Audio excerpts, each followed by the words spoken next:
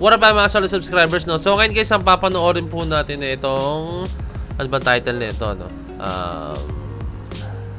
Roadshow interview with Philip of SB19 and Player 2, no? So okay, pakinggan natin may guys. Parang mixture to kasi ng different kind of genre ng tugtog, no? So kindly leave a like, subscribe, and kindly ring that notification bell na rin guys para alam nyo pag ako'y nag-release ng bagong video. So without further ado, let's all watch this.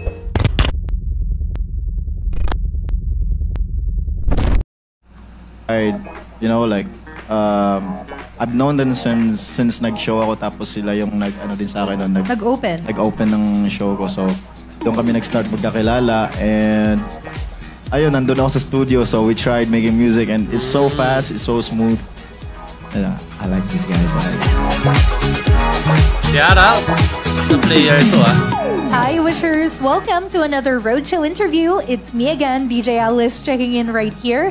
And are you also wondering what happens when you mix P-pop royalty and a hip-hop collective? Yeah. Well, there's one way to find out, and that is through today's Roadshow interview, as we will be joined by Philip and Player 2. So if you happen to be a fan of their collaboration and want to know more of what went down behind the scenes, this is the place to be. So keep on watching and make sure to join us for the ride.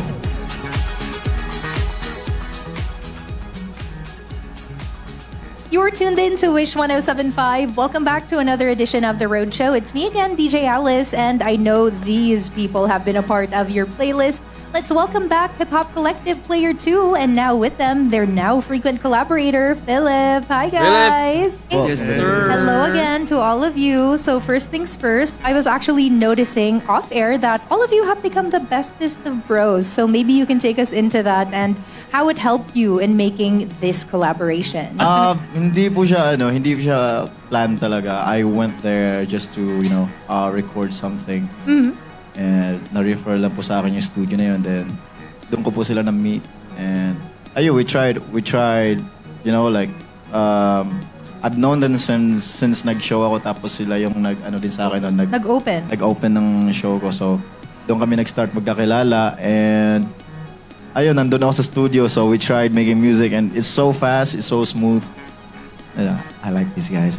Ganun pala. So, super nag-vibe kayo. So, for you guys, how was that experience? Kasi one random thing lang siguro na nagustuhan ko is Bisaya kami. Yeah. Bisaya, sir. So that's definitely one of the things that you bonded over. How about for the guys of Player 2? Kasi diba, it's not every day that Philip would go to your studio and ask like, can we make a song, diba? So how is it for you guys? Actually, halos nakatira na nga ako today. Oh, lately, man, like almost every day working.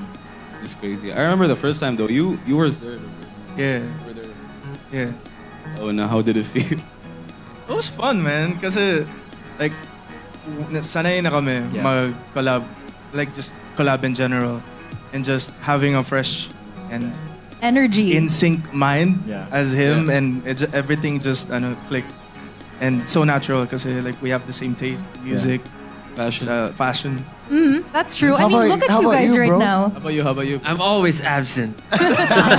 Not today, you're not. Yes, sir. Not today, son. And something I'm really curious about, do you all have the same influences? Do you have the same people you're currently listening to? Yeah, that happens. I think siguro yung influences namin pagdating sa music, I think same talaga kami. Yeah. These artists is the good. Yeah, I agree. Yeah, bro. So, legitimate. Well, all of you are lucky to find like-minded people in the industry kasi we all know it's rare to find people who are the same wavelength as you in the industry. So does that mean we expect more from this team up right here? Because Philip, you did say that you've been living in the studio. So for the rest of you, is that also a possibility? No, we're just playing games. Yeah. Maganda sound system dun. Nice save, diba? I think they really don't want to spoil what's to come for their team up, but if you want to keep up when it comes to their collaborations and their future projects, make sure to check them out online. But now, let's talk about naman the lyrics of the songs that you have put out. So I know that it's really about living the life and riding the wave. So did you really think about the topic that you were going to collaborate on? Or is it something that just came out naturally? Nah. For the vibe talaga siya. But medyo ayaw mag-spoil. Yung verse na Ivan, think you shouldn't. Might think a lot. May think a lot sa Ivan nun. Daming think. So literally nilagay na lang think a lot kahit hindi pinag-isipan yung lyrics. Ganun pala yun. Well, for the information of our wishers, this actually isn't the first time that you have worked together. So right now, you're going to perform for us Fly, but you also worked on a song called Pagdali. So if you were going to choose between those two songs, what ranks higher for you? Or does it depend on your mood at the moment? Ako, Or depende sa araw. depende sa araw. Depende sa mood. Pwede sa mood. How about you guys? I'd probably say Fly. Fly. Kasi Fly. naging confident kasi ako pagdating sa antang yun eh. Kumbaga, I look so fly, man. Yeah, man. Parang hype music siya, di ba? Yes po. Like, you feel empowered. How about for the rest of the guys? Fly. Same thought. Alam mo yung may event ka, tapos kailangan ko ng sound trip pang magdamit ako. But Pagdali is a vibe, bro. Yeah, Pagdali is a vibe. Yeah, bro. All right. So maybe sa next song collaboration nyo, pare-pareho na kayong unanimous ng vote. Yeah. I was just really making you guys spill if there's another one. Definitely. Oh, definitely. There you go. You gotta wait for it. Yeah. Gotta wait for Wait it. for it. Yeah, it's all day, you know.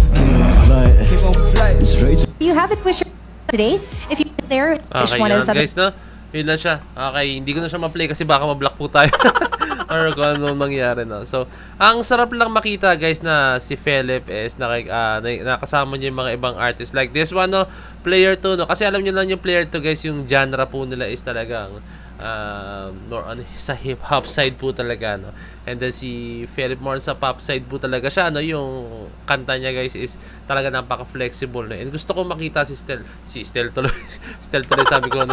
And then gusto ko makita naman si Josh na maki-vibe din sa ganto, no?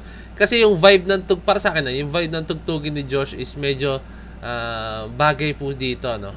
More on sa hip-hop side po, no?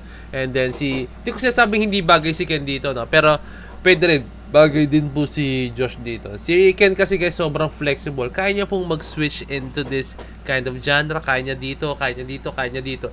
Ganun kasolid talaga si Ken, no?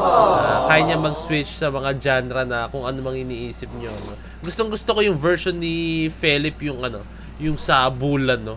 Yung pinaka-favorite kong version ni Philip talaga, as in. Hindi ko na alam kung anong genre ng kanta yung gano'n, yung basta ang sineo niya kasi, sorry,